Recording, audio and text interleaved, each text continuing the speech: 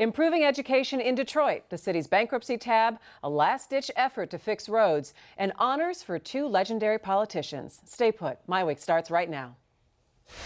Recently, Michigan's economy has begun to turn around.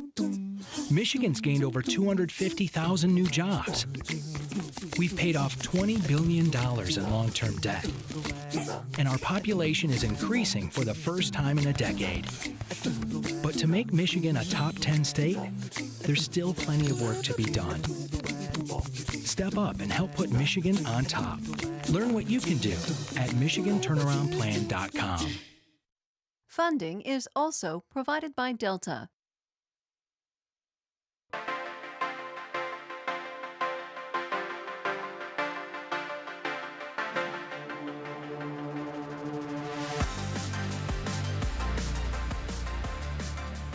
Hi there and welcome to MiWeek. I'm Christy McDonald. The year is winding down. People are getting ready for a holiday break, but a big issue for our state in the new year is really coming into focus, and that's education, especially creating a stronger school system in the city of Detroit. A new coalition of prominent Detroiters is taking on the task of improving schools. The governor says he is formulating ideas as well. Will it mean the end of emergency managers for the district? We'll explore that coming up. Plus, the final bill is due in Detroit's bankruptcy. Is the cost reasonable? Also, it's down to the wire for road funding as legislators get ready to call it quits for 2014, and two Michigan political leaders say goodbye after 94 years of service. That is all coming up for you on MiWeek. But we do begin with a new attempt to improve Detroit schools. A coalition of 31 city leaders will make recommendations on school reform. The group will focus on public, charter, and Education Achievement Authority schools. And among the issues to be tackled, huge deficits, shrinking enrollment, and poor test scores. Governor Snyder also wants to have broad reforms in place by the second half of next year. Plus, he has to decide what's next for Detroit Public Schools after emergency manager Jack Martin leaves in January. We will start our discussion there with our MiWeek contributors, Nolan Finley of the Detroit News and Stephen Henderson of the Detroit Free Press. Gentlemen, it's always good to see you, and I'm glad we're starting with education this week because I do think it's going to be one of the biggest issues that we're going to face in 2015. And I like the idea of this coalition, 31 people, and they're representing all different kinds of organizations from Skillman, NAACP, the Detroit Regional Chamber, a principal, a former emergency manager of Detroit schools. It's quite a large list. But so when you looked at it, did you say anyone was left off of that list? Is there anyone else that should be included there? Let me start with you, Nolan, I guess. No, I mean, it's pretty broad. There's public, there's charter, and people are coming from all different places. I mean, it's one of two or three groups that have sort of morphed together, and there's been a lot of talk over the last year or two about what to do with the Detroit schools.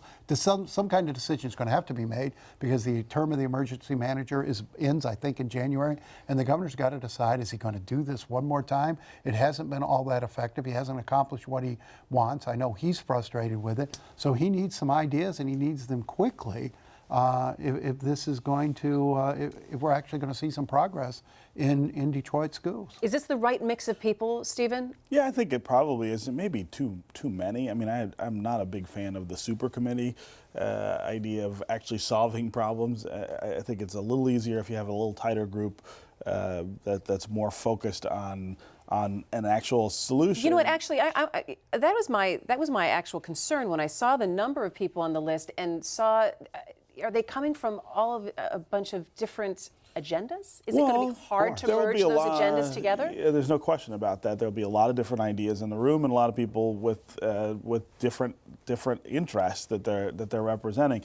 So this all sort of unfolds, though, against a backdrop of the mayor and the governor having been talking about this for some time, and I think they were pretty close to a solution, not just to the public schools in Detroit, but also the charter schools would have been part of it, and the EAA would have been part of it, which is where we need to be headed. We need to be headed toward a system of schools in the city that's all sort of managed under one system of accountability, and under sort of the same authority.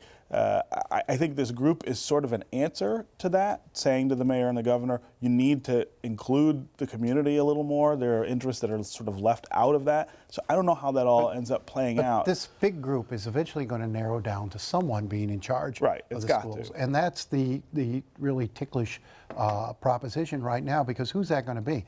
It can't be a political figure. If it's the mayor, for example, and Duggan wants no part of this, but if it is the mayor, then the charter school people are going to be terrified that they're going to be shut out because the unions have such political influence in this city. There are logistical problems that need to be solved. We've got to figure out how to locate schools so you don't have a big cluster Yes. over here and then over here none. You got to figure out transportation. Yes. There are quality schools in this city that kids can't get to because they don't have transportation. And you have to figure out enrollment. You can't have students and parents signing up for 5 different schools and then choosing one on opening day because the schools can't plan and they can't staff. And Okay. that's what's happening today. But you say that is not a job then for Mike Duggan or the mayor think he'll to take run this. But when you're talking about clustering where schools are going to be located, and when you're talking about transportation, to me that also factors into what the city is going to course look it like does. in terms Well, of and that's why- neighborhoods and transportation. Yeah, you've got to have a single authority to decide these things, and that's the problem. You have 3 different systems of public schools operating in Detroit. That doesn't make any sense. DPS, EAA, and the charter schools all have to work together and under one authority. And that's going to be controversial because the charter schools don't want any authority over them, but they are part of the problem. They are not enough of the solution. So, and I think it does make sense to put it under the mayor's authority in some way. I don't think the mayor should run the schools. I think he should have appointees to some sort of authority that then hires a chancellor who manages all this stuff. That's a model that some other cities have had, but you there got to has put to- it somewhere. There has to be additional layer of safeguards to keep the politics out of it. You can't have Well, the you're never Detroit gonna keep Federation politics all of the way Teachers out. running these schools, and depending on which mayor is elected, that could easily happen. You can't limit choice when you have such poorly performing public schools. Are you ready to say that the emergency management system is not a viable option for the Detroit Public School District? Well, I think it's problematic with schools, right? The very first emergency manager, of course, now I'm going to forget his name. Burnley. No, he was- Robert Bob. Bob followed Burnley. Bob followed Burnley, right. Once said to me, he said, the problem with the emergency management model in schools is that there is no lever you can pull to increase revenue. There's no way to get more money into a school district without getting more kids. And so in a situation like Detroit, where you are losing kids, you are just losing money, and so you're just always trying to pare the system down to match the number of kids. It's not a model for fixing it. And maybe we move beyond thinking about a school system. Maybe we look more at a New Orleans model where you have individual schools that are basically independent, and there's some efficiencies of scales in the central district in terms of purchasing and what have you, but there's a lot of independence in the individual schools, and parents choose. And schools are getting better there. Schools are getting better in other states, and they're not getting better here. All right, but you're talking about balance sheets, you're talking about buildings, you're talking about transportation, and not yet have we talked about what's actually happening in the classrooms of these schools because of the test scores are so poor, the literacy rates are poor as well. So when kids are even graduating, they're not even ready to take on jobs, let alone go to college. Right. Well, I mean, it is a pretty bleak picture in terms of outcomes in Detroit, and that's true across the board. They are slightly better in the charter schools, but even those results are not where we should be. I will say that DPS, quietly, while this emergency management has taken place over the last 5 years, has had a good deal of stability that it had not had before. We've now had a superintendent, I think, for 4 years. 4 or 5 years. That's a record in the modern era for DPS in terms of tenure. So you've got one educational system in place, one curriculum that's been in place for a while, and they are starting to move the needle. I mean, they're starting to see some results from that. Now, of course, it's not miraculous overnight. Oh, all the kids are better, but it's the kind of progress that you want to build on, not destroy, and start over. But it does start with the classroom. I mean, it starts with the classroom. You've got to hire good teachers. You got to pay them what they're worth, and you got to hold them accountable. And you have to break them away from this union school district constant confrontation. Everybody's got to be focused on what's going on in that classroom. Real quick, before we leave this topic, I'm concerned about a timeline. I know the governor wants to have something in place in the next 6 months, obviously to a year, but we need to move quickly on this. What is an actual reasonable timeline for something like this? Well, I mean, the governor said to me earlier this week that he wants to respect the process that this committee is going through, and I guess that's a 4-month window. I know that's around the time that I think he and the mayor were planning to try to take something to the legislature anyway to redo it. So I think sometime in the middle of the year we'll start to see what this is going to look like. Getting it through whatever legislation you might need to do it might take a little longer. Last word on this, Noel. Well, how many more children are you going to fail? I mean, you don't have a lot of time. Every year that passes and we don't get this right is another year's worth of students who walk out of those schools, either drop out or walk out unprepared for productive lives. This is not something we have a lot of time to fix. All right. Well, we'll know soon the cost to the city for going through bankruptcy. Lawyers and consultants have until Monday to turn in their invoices to Judge Stephen Rhodes for his approval. Stephen Henderson recently sat down with former emergency manager Kevin Orr and asked him about the final bill for bankruptcy. I wouldn't be surprised if all the bills come in somewhere in the neighborhood of $150, but you have to remember— $150 million. $150 million, yes, $150. You have to remember of that number, that also includes the city was paying for our retiree committee, their professionals, Sure. for a whole slew of other professionals, not just the core professionals, the 5 firms that worked on behalf of the city for my office, emergency manager. So it's expensive, but you know. Is that lawyers and consultants, or would you say lawyers and consultants? That's lawyers and consultants. Lawyers and consultants. We paid a lot, yeah.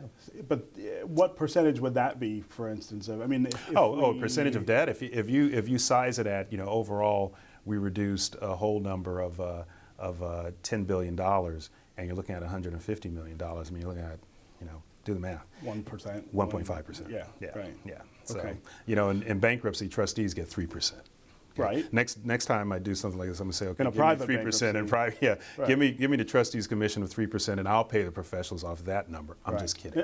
Okay. We're not doing this again. I thought we no, I'm agreed. not doing. I'm not. No, I don't mean here. I mean for us. I'm just kidding. But I'm saying, Yeah. if you look at the whole numbers involved, it's a large number, and certainly for folks who are not used to it, Right. this is a lot of money. But relative to what was accomplished, it's reasonable. All right, it's reasonable. You'll be able to see that entire interview with Kevin Orr on American Black Journal here on Detroit Public TV on Sunday, December 28th. So, are these advisors' fees reasonable in his Well, words? I mean, reasonable is relative, right? You got to keep it in context. It's a lot of money. It's $150 million that the city probably doesn't really have to pay. At the same time, that's why you don't go into bankruptcy, right?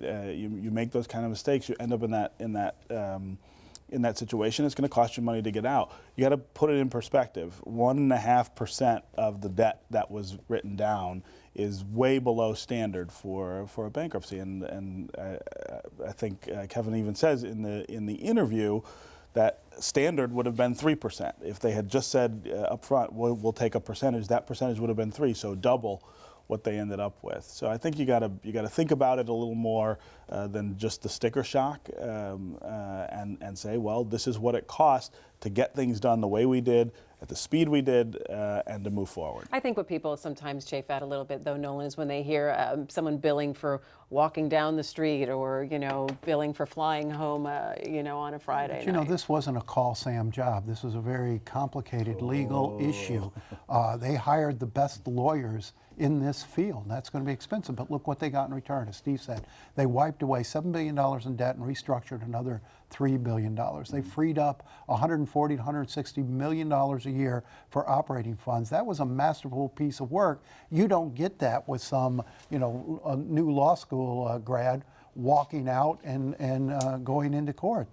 They paid for quality, and they got a fairly good job, good return on their investment. All right, so we'll know that final tab next week. And speaking of money, legislators in Lansing reportedly have struck a last-minute deal to get a tax increase on the ballot to fix Michigan's crumbling roads and bridges. Lawmakers want to raise an extra $1.2 billion A year. All right, so we've been watching this in lame duck session and got to get this roads deal done. And now it's looking like some kind of ballot issue. Well, that's just a massive abdication of responsibility. This to me makes me stop and say, wait, what? Yeah, so we can't decide, as what they're saying, as the people elected to make decisions. So let's put it back on the people to decide for themselves and lose all the time between now and then that you could be spending money on fixing the roads. Why not just dismantle legislature, then put everything on the darn ballot? All right, so wait a minute, hang on. So when we heard ballot measure, I said to myself, all right, so when are we going to see this on the ballot? Well, and again, I mean, we're taping before the final decisions. Yeah, we do have to put out this made. disclaimer. So we're not really sure what this is going to look like, or even if these reports are accurate. But my guess is it would go on the 2016 ballot. I don't think there's any way to get it on a ballot before that, which means we missed 2 more construction seasons unless there's some provision for moving ahead money in this deal, and I don't know where the heck they'd get it from. I'm with Steve. This is an abdication of leadership, responsibility. They should have been. I mean, they should have been able to come with a solution. Each chamber passed a piece of legislation. They ought to have been able to put it together. Well, I think the blame here rests in the House, where you saw the House Speaker, Jace Bolger, come up with an absurd plan that would raise no new money and take money from schools and local governments to fund roads, which threw the whole thing into into kilter. It was too far away from what the Senate had done to come to an agreement, and so you end up with this sort of kick the can down the road kind of solution. Well, this is the kind of, and I'm going to say this because he's leaving. This is the kind of leadership we have seen from Jace Bolger over and over again. This is one of the least productive legislatures in terms of meaningful things being done that we've seen. Well, I think that's just absurd. I mean, Chase Bolger was able to bring a very difficult caucus behind the grand bargain, but back to roads. Bolger's been a very effective speaker. Back to roads here.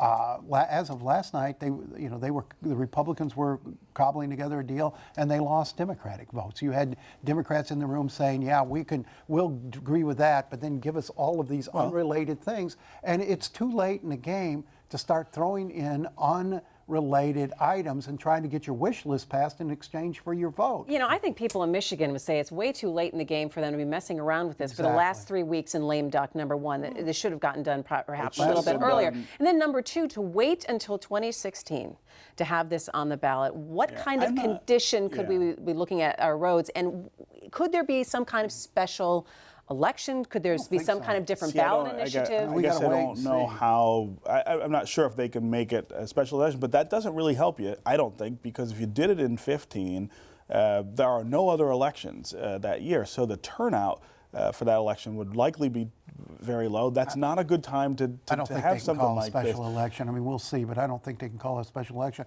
And they're going to have to. I mean, a lot of groups are going to have to spend a lot of money, the chamber and other business groups, to get this passed, because I'm telling you, there's no public sentiment to pass a tax hike for roads. People believe they're already paying enough for their roads, and it's not being spent well. So this is going to be a massive campaign to convince people that the money is needed and that it can be spent right. Could this have been talked about in a different way, Stephen, in terms of looking at funding for schools as well, if you're going to up the sales tax? Well, I mean, I think if we're going to look at the sales tax, I would rather put 2 cents on it than 1, because you don't get many bites of that apple. It's been 20 years since we revisited the sales tax, so you need a constitutional change to do it. I would have liked to see, if you're going to do this, put 2 cents on, to send 1 cent to education or to local governments, and send the other cent to roads. That's the other real limitation of vision in this kind of proposal. The legislature, I don't think, had the power to raise the sales tax for this. I mean, that's got to go. That's got to go to the people. But but that's what they're doing. And you're going to take it to people, might as well do that. But you're not going to get it passed anyway. But in this case, look what's happened to gas prices over the last few months.